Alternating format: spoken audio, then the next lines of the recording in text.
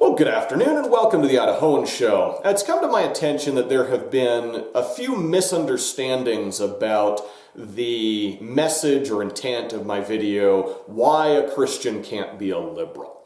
Now, let me qualify that by saying that based on the comments, I can tell the majority of viewers understood what I was saying and approved of it. So most of you, you got it, good for you.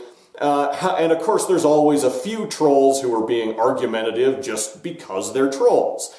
But in between, I think there were some legitimate concerns raised, or at least I should say, concerns that were raised based on legitimate misunderstandings, and that's what I wanted to briefly address here today. Now, the title of the video was Why a Christian Can't Be a Liberal, or maybe it would have been more precise to say why a Christian should not become a liberal.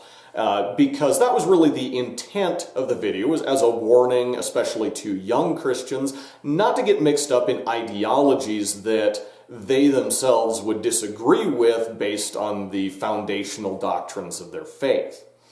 Now, some people, I think, read that upside down. They read it as why a liberal cannot become a Christian, which of course caused some consternation for evangelicals.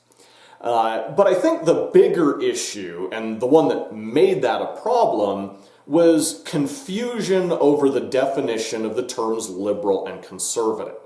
Specifically, I think some people inferred that liberal equals Democrat and conservative equals Republican, which is not the way I was using the terms.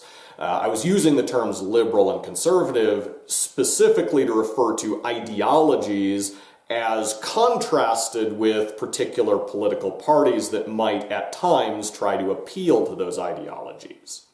Of course, as someone who believes in the depravity of man, I'm concerned that at the end of the day, most political parties are really more about gaining power for themselves by any means necessary than about standing up for any particular ideology.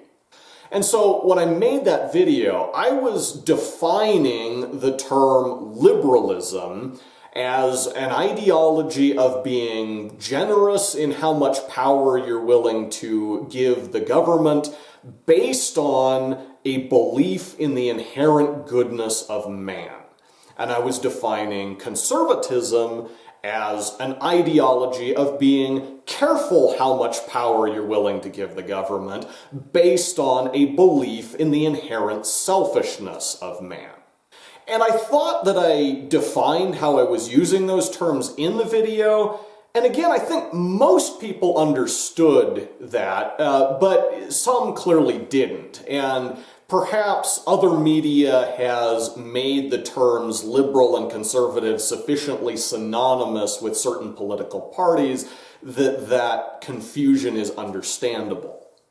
So hopefully this serves to clarify the intent of my previous video for the benefit of anyone who may have misinterpreted it or misunderstood the terms that I was using. Because in light of the definitions that I'm using, all I'm really saying is that if man is inherently good, then man doesn't need a savior.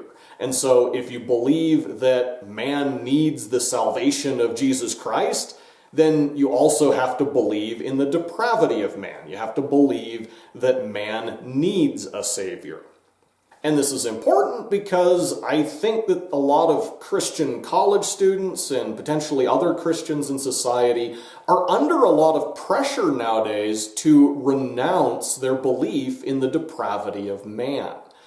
So that's what I was trying to address, and hopefully this provides some clarification. In any case, thank you for watching the Idahoan Show.